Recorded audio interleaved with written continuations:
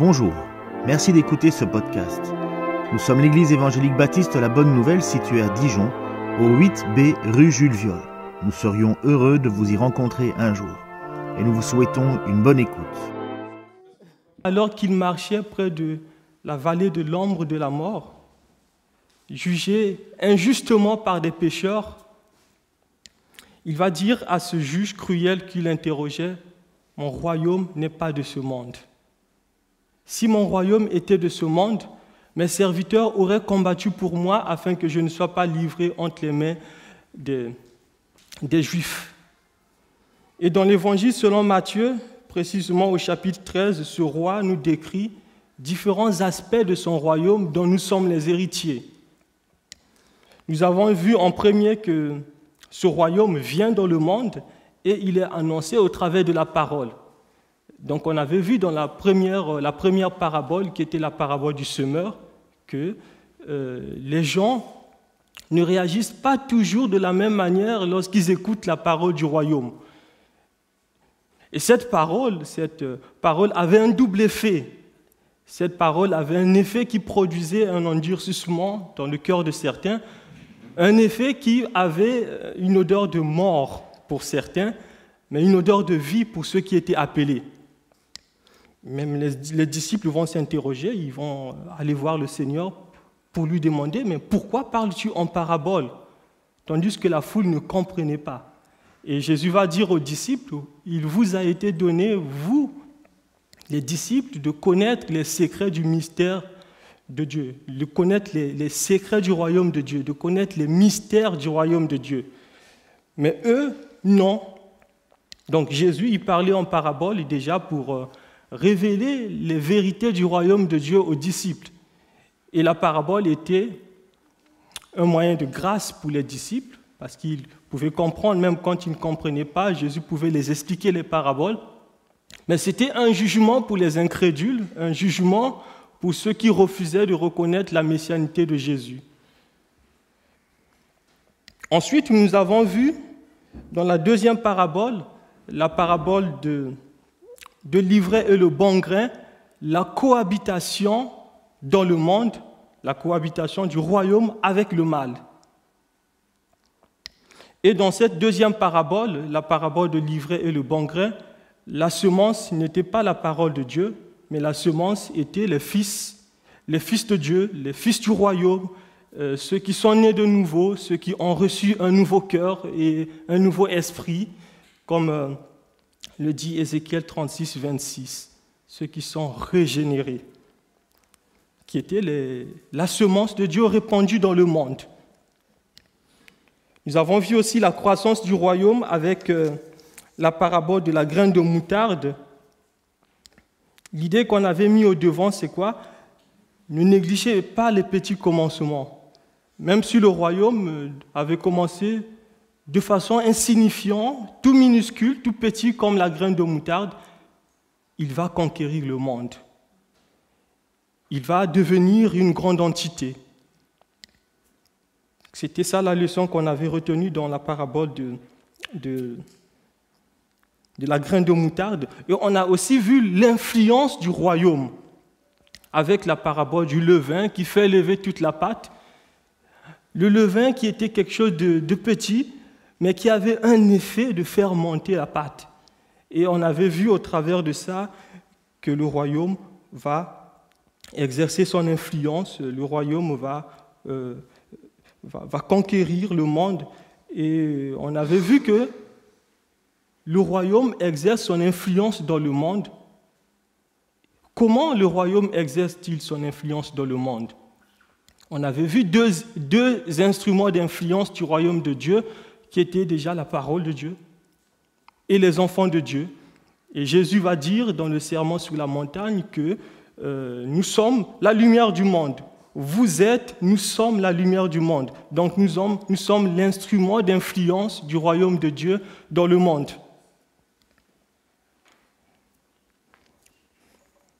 Donc la fois passée, on avait aussi commencé à parler de la valeur du royaume au travers de la parabole du trésor caché.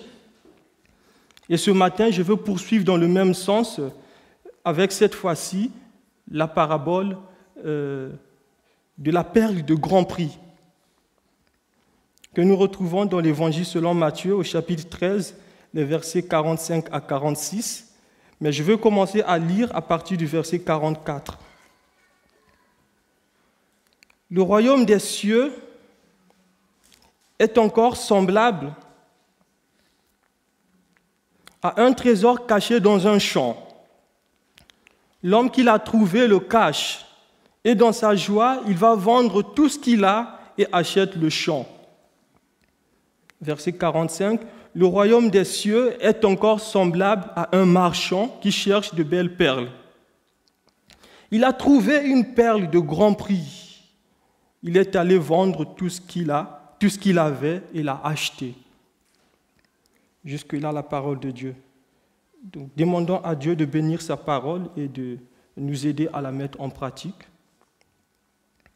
Seigneur, c'est encore avec un cœur reconnaissant, avec humilité que nous nous présentons devant toi, que nous voulons recevoir ta parole.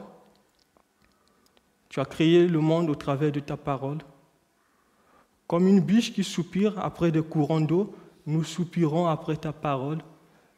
Ouvre les yeux de notre cœur pour que nous comprenions les merveilles de ta parole et que nous puissions nous soumettre à ta volonté pour obéir.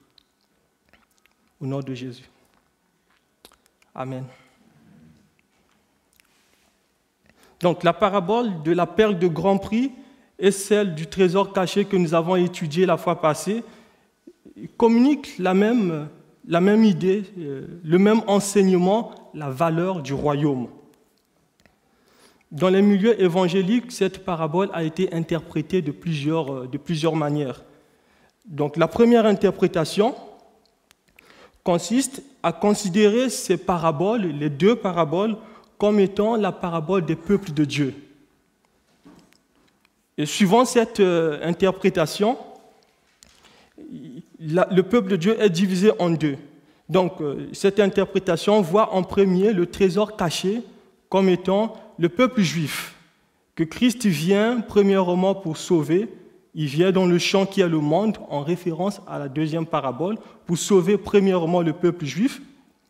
Et ensuite, il y a un deuxième peuple qui est composé des païens qui forment l'Église.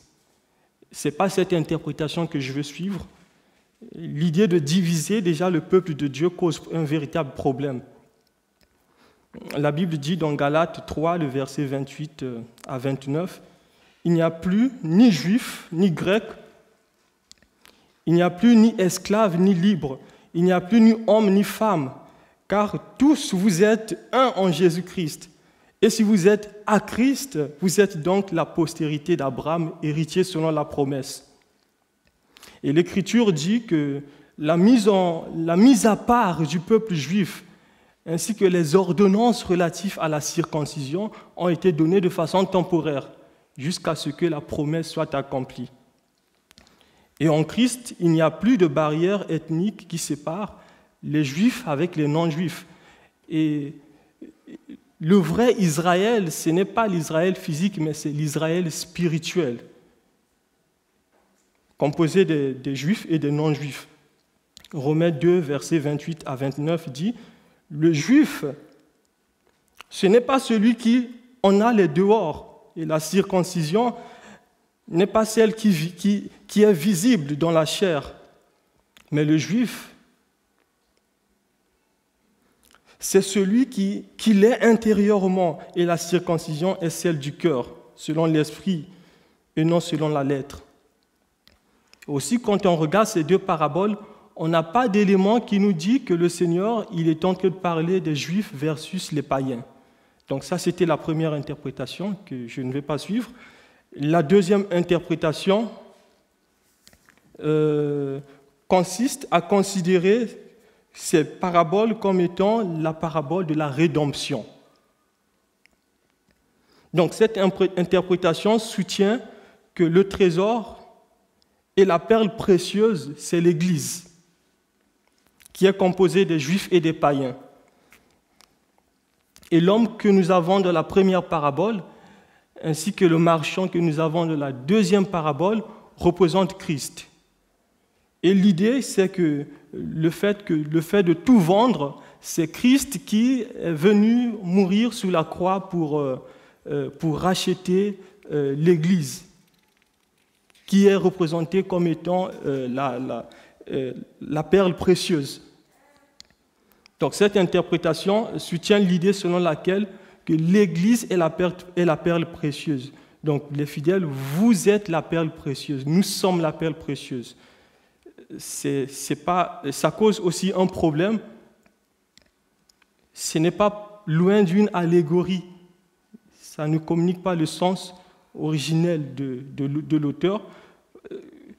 Parce que la Bible dit qu'on n'avait pas de valeur. Ce n'est pas que nous avions au départ une certaine valeur que Christ puisse nous racheter.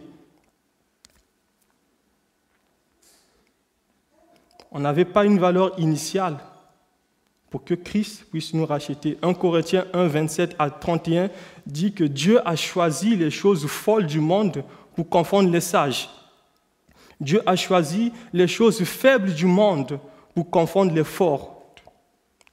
Et Dieu a choisi les choses viles du monde et celles qu'on méprise, celles qui ne sont point, pour réduire à néant celles qui sont, afin que nulle chair ne se glorifie devant Dieu.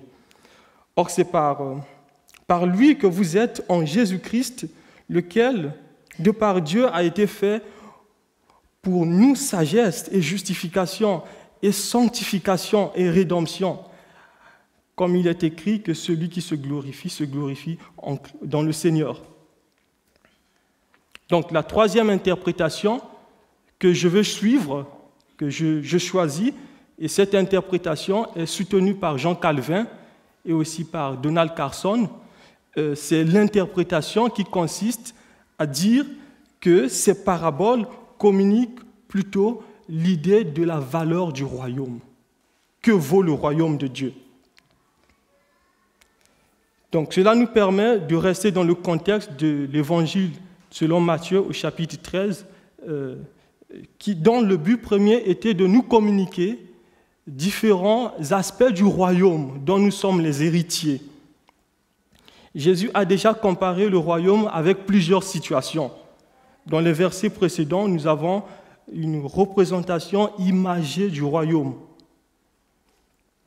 Comme dans cette première parabole, la parabole du trésor caché, il y a un contraste qui se dessine entre quelque chose qui est extrêmement précieux, mais qui est en même temps caché. Le royaume ne paraît pas aux yeux des hommes, mais pourtant c'est le plus grand trésor. C'est un trésor inestimable. Jésus dira un jour à ce pharisien qui va lui demander « Quand viendrait-il le royaume de Dieu ?» Jésus va lui dire « Le royaume de Dieu ne vient pas de manière à frapper les regards. On ne dira pas « Il est ici » ou « Il est là » car voici le royaume de Dieu est au milieu de vous. C'est ce que Jésus va dire à ce pharisien, le royaume de Dieu est au milieu de vous. Le royaume de Dieu est au milieu de nous. Le royaume de Dieu est spirituel et il est au milieu de nous. Ce royaume est un trésor inestimable, mais il est en même temps caché. Et c'est seulement par la foi que nous pouvons percevoir la valeur du royaume. Le royaume est un trésor inestimable. Dans les paraboles précédentes, comme nous avons vu, comme la parabole de la graine de moutarde, on a vu que ce royaume vient avec puissance. Petit comme la graine de moutarde, mais qui donne naissance à un arbuste. On a vu dans la parabole du levain que ce royaume est comparé à du levain, insignifiant, mais qui a un effet de faire lever toute la pâte. Eh bien, ces deux paraboles nous permettent vraiment de comprendre cette idée de la valeur du royaume de Dieu. Donald Carson va dire dans son commentaire sur l'Évangile selon Matthieu que ces deux paraboles nous parlent de la valeur suprême du royaume, qui vaut tout sacrifice. Il continue en disant, le royaume des cieux vaut infiniment plus que le coût de la vie du disciple. Et ceux qui savent ou sachent où se trouve le trésor, ils abandonnent joyeusement tout le reste pour l'obtenir.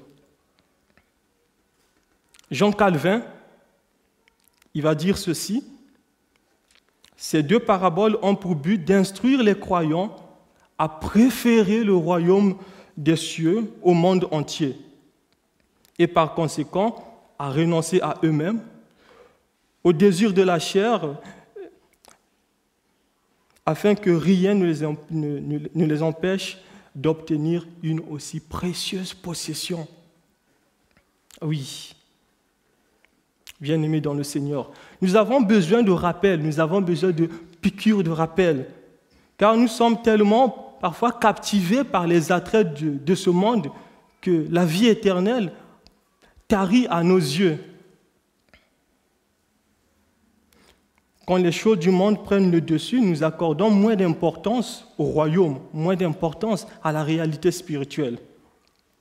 Eh bien, Jean Calvin nous montre que ces deux paraboles nous recommandent de renoncer au monde. Les richesses que le monde peut donner, les perles que le monde peut donner, ne sont rien comparables au royaume. Un trésor inestimable, ne sont rien comparables à la perle de grand prix qui est Christ. Le royaume vaut infiniment tout. Nous devons alors prioriser le royaume même si cela implique que nous soyons pauvres. Nous devons prioriser le royaume même si cela implique que nous perdions les richesses de ce monde. Nous perdons les choses visibles. En perdant les visibles pour Dieu, nous gagnons les invisibles pour Jésus-Christ. 2 Corinthiens 4, 18 nous dit « Car nos légères afflictions du moment présent produisent pour nous, au-delà de toute mesure, un poids éternel de gloire, parce que nous regardons non point aux choses visibles, mais à celles qui sont invisibles. Car les choses visibles sont passagères, et les invisibles sont éternels. » Même dans la souffrance, nous devons regarder à la réalité invisible. Nous devons garder les yeux fixés vers le royaume qui est inestimable. Matthieu 13, 45 à 46, nous dit « Le royaume des cieux est encore semblable à un marchand qui cherche de belles perles. Il a trouvé une perle de grand prix et il est allé vendre tout ce qu'il avait et l'a acheté. » Dans cette parabole, le marchand s'engage dans une recherche plus active. Et ce marchand peut être comparé à un pécheur qui est dans la recherche de Christ, en tâtonnant. Et l'apôtre Paul va parler un peu de cette situation dans Actes 17, 27 aux Athéniens. Il va dire « Dieu a voulu que les hommes le cherchent en tâtonnant. » Mais en fin de compte, c'est Dieu qui se révèle aux hommes. En fin de compte, c'est Dieu qui appelle intérieur. Cela me fait penser à ce frère. Il est maintenant frère. Avant, il n'était pas frère en Christ. Il était musulman et il était versé dans la recherche de la vérité. Les gens lui parlaient de Christ. Il était hostile, vraiment fermé, hostile à la personne de Christ. Il ne voulait rien comprendre. Et un jour, lui-même, il décide de lire la Bible dans le but de trouver les failles et d'aller attaquer les chrétiens. Il va se mettre à étudier la Bible, à lire, et il découvre Christ. N'est-ce pas merveilleux? Il comprend que Jésus est le chemin, la vérité et la vie.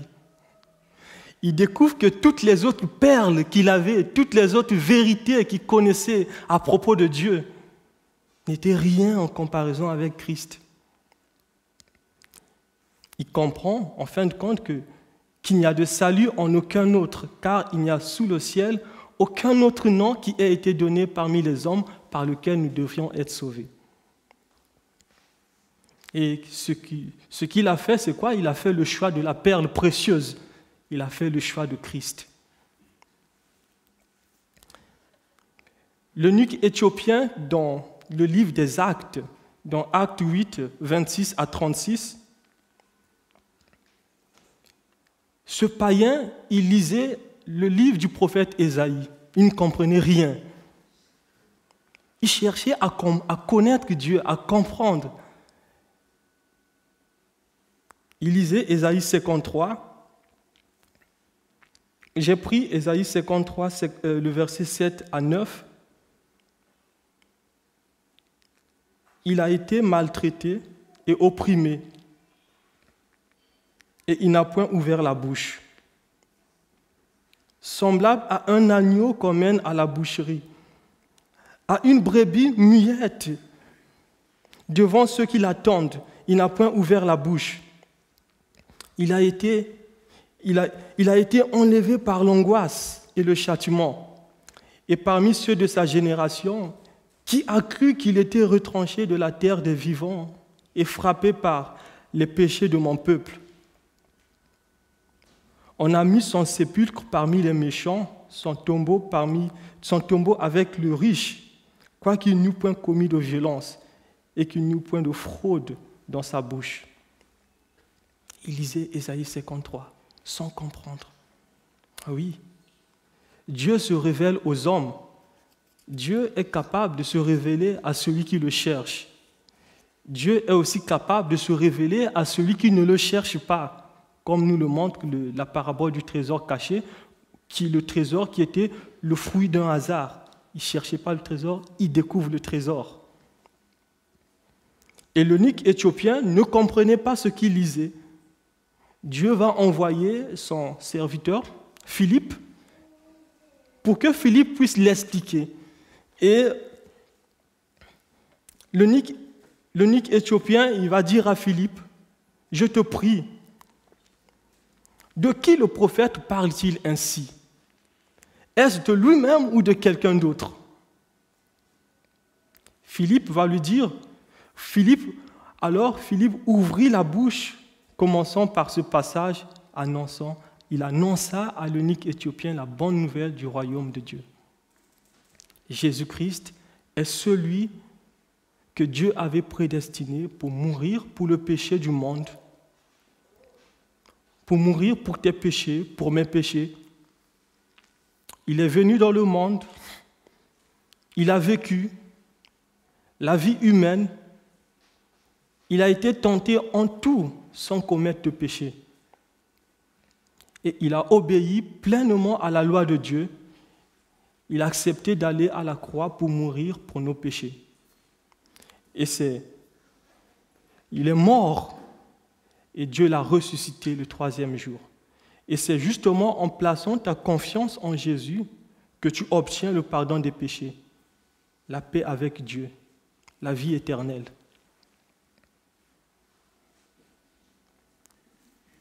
Comme l'eunuque éthiopien et Philippe, ils continuaient la route.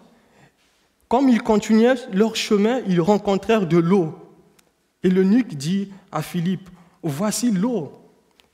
Qu'est-ce qui empêche que je sois baptisé ?» Philippe va dire à l'eunuque, « Si tu crois de tout ton cœur, cela est possible. » Alors l'eunuque répondit à Philippe, « Je crois que Jésus est le Fils de Dieu. » N'est-ce pas merveilleux? Il a compris en fin de compte. Et l'eunuque, Philippe fut enlevé par Dieu, et l'eunuque repartit tout joyeux d'avoir trouvé cette perle précieuse.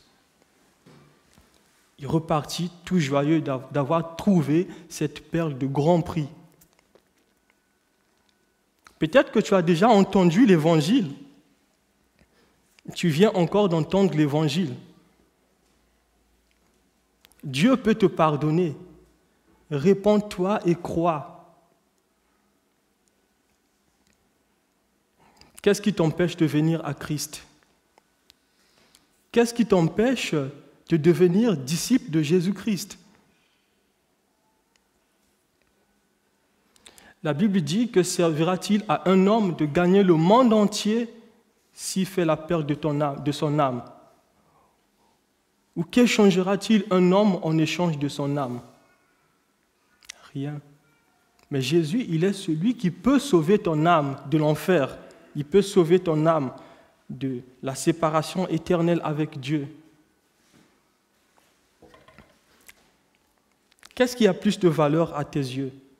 La perle de grand prix ou autre chose? Verset 45. Il a trouvé une perle de grand prix. Il est allé vendre tout ce qu'il avait et l'a acheté. Est-ce que le fait que le marchand puisse acheter la perle de grand prix veut dire que nous devons aussi acheter le royaume? Comment devons-nous comprendre cette idée ou cette partie de la parabole? L'idée d'acheter ne veut pas dire que nous pouvons acheter le royaume. Non, pas du tout. L'accès au royaume est gratuit. C'est ce que nous dit la Bible. Ce ne sont pas par nos œuvres que nous pouvons acheter le royaume. Ce n'est pas parce que nous sommes riches, nous avons un compte bancaire garni que nous allons payer pour acheter le royaume. Non, pas du tout. Le royaume, l'accès au royaume est gratuit. Éphésiens 2:8, c'est par la grâce que vous êtes sauvés, par le moyen de la foi. Cela ne vient pas de vous, c'est le don de Dieu, ce n'est pas par les œuvres, afin que personne ne se glorifie. Éphésiens 2:8. Nous n'achetons pas le royaume de Dieu avec de l'argent, ni avec nos mérites. Mais dans la Bible, il y a cette invitation que Dieu dit, venez, achetez gratuitement. Dieu nous invite à venir et à acheter gratuitement. Comment? En répondant par la foi. Ésaïe 55, 1-3, dit ceci. Vous tous qui avez soif, venez aux eaux, même celui qui n'a pas d'argent. Venez, achetez, mangez, venez, achetez du vin et du lait, sans argent, sans rien payer. Pourquoi pesez-vous de l'argent pour ce qui ne nourrit pas? Pourquoi travaillez-vous pour ce qui ne rassasie pas? Écoutez-moi donc, et vous mangerez ce qui est bon, et votre âme se délectera des mets succulents. Prêtez l'oreille et venez à moi, écoutez et votre âme vivra. Je traiterai avec vous une alliance éternelle pour rendre durable mes faveurs envers David. Ce n'est pas avec de l'argent, ce n'est pas avec des bonnes œuvres. On achète gratuitement sans argent en répondant par la foi. Et cette réponse nous permet aussi d'obéir à la parole de Dieu, de mettre en pratique, de renoncer à tout ce qui ne rassasie pas. De renoncer au siècle présent, mauvais, de ne pas se conformer au siècle présent, mais de se laisser transformer par le renouvellement de l'intelligence, de se laisser transformer par le renouvellement que donne la parole de Dieu. Ce n'est pas là une question de mérite, ce n'est pas une question de vouloir mettre au devant des bonnes œuvres pour avoir la faveur de Dieu. Non, pas du tout. C'est d'abord, tout commence par le commencement, c'est d'abord en recevant Christ, en obéissant à sa parole, en persévérant dans la foi.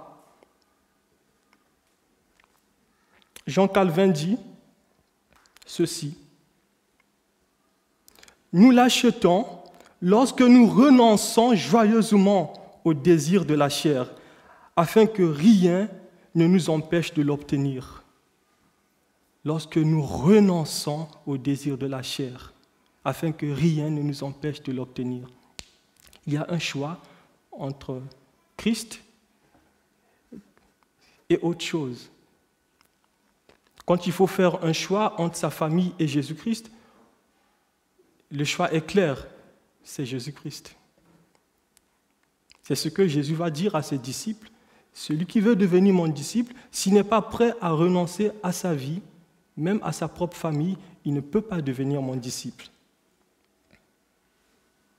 L'apôtre Paul dit dans Philippiens 3, 7 à 10, « Ces choses qui étaient pour moi des gains, je les ai regardées comme une perte à cause de Christ.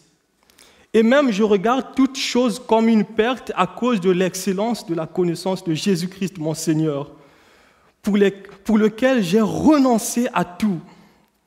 Je les regarde comme de la boue afin de gagner Christ et d'être trouvé en lui, non avec ma justice, celle qui vient de la loi, mais avec celle qui s'obtient par la foi en Christ, la justice qui vient de Dieu par la foi, la justification par la foi.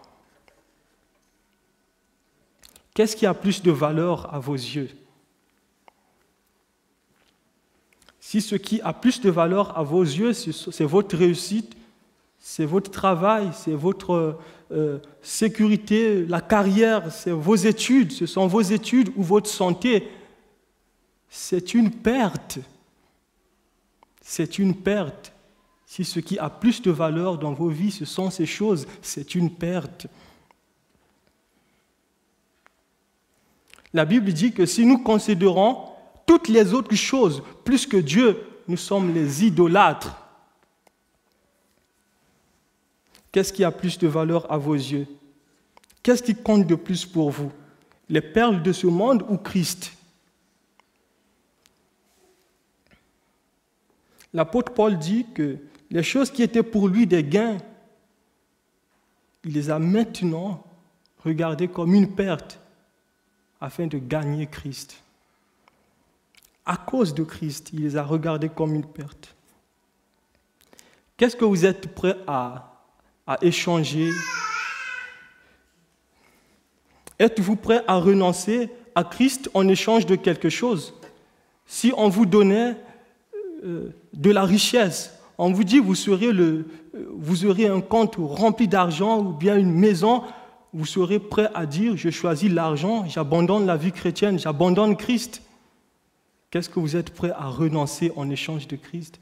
Est-ce que vous êtes prêt à dire, à renoncer si on vous donne aujourd'hui une bonne santé, parce que vous êtes malade, on vous donne une bonne santé, on dit en échange, vous pouvez renoncer à Christ, est-ce que vous êtes prêt à le faire? À renoncer à Christ pour une belle carrière, pour une promotion au travail, pour que vos études marchent, pour que vous puissiez avoir du confort dans la vie présente, ou à gagner Christ. Vous perdre dans ce monde présent, bien sûr, gagner dans le monde à venir. Le marchand qui a trouvé la perle a reconnu que c'était la perle précieuse. L'apôtre Paul, quand il a rencontré Jésus-Christ, il a reconnu qu'il était devant une perle de grande valeur. En contraste, tout le reste devenait pour lui comme de la boue, des ordures sans valeur. Tout le reste, parce que Christ était sa priorité. L'apôtre comprit alors que le fait de renoncer aux choses de ce monde, c'était vraiment nécessaire à son statut en tant que pharisien, attaché à la loi, en tant que légaliste pour Christ. Matthieu 1,8 dit ceci: tous les hommes ici-bas sont très affairés. L'un veut être riche, un autre veut être honorable ou désire être instruit.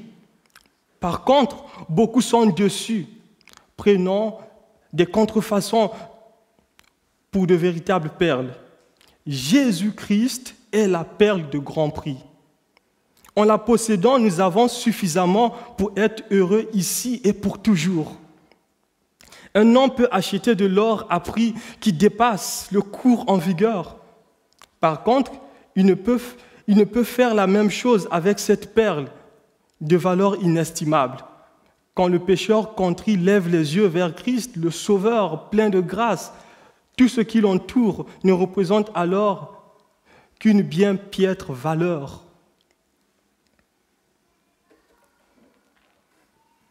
Est-il nécessaire que nous abandonnions toutes les autres possessions pour jouir pleinement de la perle de grand prix qui est Christ? De quoi devrions-nous au juste renoncer? Je vais laisser Jean Calvin répondre à cela.